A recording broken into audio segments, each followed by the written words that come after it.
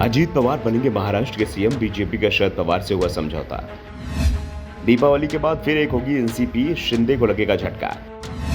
एकनाथ शिंदे को बुलाया गया दिल्ली, इस्तीफा तैयार करने के निर्देश। महाराष्ट्र की सियासत में एक बार फिर से बड़ी उथल पुथल होने की आशंका जताई जा रही है। कहा जा रहा है कि उप मुख्यमंत्री अजीत पवार जल्द ही सीएम बनने जा रहे हैं। एकनाथ शिंदे को इस्तीफा तैयार रखने को कह दिया गया है।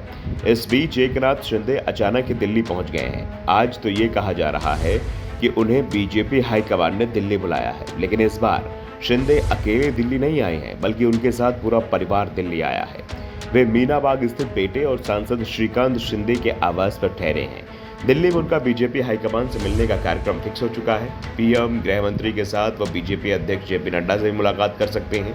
इससे पहले उद्धव ठाकरे गुट के नेता संजय राउत साफ कर चुके हैं कि अजीत पवार जल्दी मुख्यमंत्री बनेंगे। इसके बाद अब एनसीपी के एक बड़े नेता ने भी अजीत पवार को मुख्यमंत्री बताया है। आज 22 जुलाई को महाराष्ट्र के उप मुख्यमंत्री देवेंद्र फडणवीस और अजीत पवार का जन्मदिन है और इसी दिन अजीत पवार के पास तक बीजेपी हाईकमान का भी मैसेज पहुंच चुका है कि वो थोड़ा दिन इंतजार करें, इसके बाद उनकी मंशा को पूरा कर दिया जाएगा। अजीत पवार को राज्य की कमान सौंपने की तैयारी बीजेपी हाईकमान कर चुकी है। दरअसल अजीत पवार और देवेंद्र फडणवीस के बीच पुरानी दोस्ती है। अलग अलग गठबंधन में रहते हुए भी ये दोनों नेता एक दूसरे पर निशाना साधने से हमेशा परहेज ही करते रहे हैं।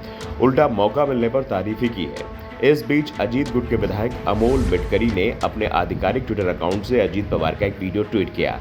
उन्होंने इस वीडियो को कैप्शन दिया, मैं अजीत अंतर्राव पवार को महाराष्ट्र के मुख्यमंत्री के रूप में शपथ लेता हूं। जल्दी अजीत पर कैप्शन भी दिया गया। चर्चा है कि इसे सियासी गलियारों में एक बार फिर बड़े बदलाव के संकेत मिल रहे हैं। वैसे पिछले 4 साल में महाराष्ट्र की राजनीति को देखें तो उसमें इतने बदलाव हुए हैं कि अभी तक राज्य से इस तरह की उठापटक नहीं देखी थी।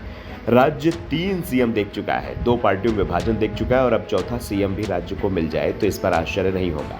इस बीच अब इस बात के भी संकेत मिलने लगे हैं कि राज्य में होने वाले बदलाव के चलते अब कैबिनेट विस्तार एक बार फिर से लटक सकता है। दरअसल शिंदे गुट के विधायक दबाव बना रहे थे कि जल्दी कैबिनेट का विस्तार है और जो 14 सीटें कैबिनेट में बची हुई उन्हें भरा जाए। शिंदे गुट दावा कर रहा है कि अजीत पवार को जो मंत्री पद दिए जाने थे वो दिए जा चुके हैं। अब जो 14 सीट कैबिनेट में बची हैं वो बीजेपी के साथ बराबर बांट ली जाएं, यानी बीजेपी और शिवसेना के साथ साथ मंत्री बनाए जाएं। दूसरी ओर अजीत गुट 14 में से कम 4 और मंत्री पद का दावा कर रहा है और संकेत मिल रहे हैं कि बीजेपी ने अजीत के दावे को स्वीकार भी कर लिया है। लेकिन इस बीच अचानक अजीत पवार के सीएम बनाए जाने की शुरू हुई अटकलों के बाद अब मंत्रिमंडल विस्तार टलता दिखाई दे रहा है। अजीत पवार के 8 अन्य एनसीपी विधायकों के साथ सत्ता में आने के बाद कहा गया था कि दूसरा कैबिनेट विस्तार जल्दी किया जाएगा। मानसून सत्र खत्म होने के बाद कैबिनेट का विस्तार होने की संभावना जताई जा रही थी, इसलिए ये देखना अहम होगा कि एकनाथ शिंदे के दिल्ली दौरे के दौरान इस पर कोई चर्चा होती है या नहीं। वैसे शिंदे करीबियों का दावा है कि उन्हें बीजेपी हाईकमान ने दिल्ली नहीं बुलाया है, बल्कि वो इस बार निजी कार्यक्रम के सिलसिले में दिल्ली अपने पूरे परिवार के साथ गए हैं।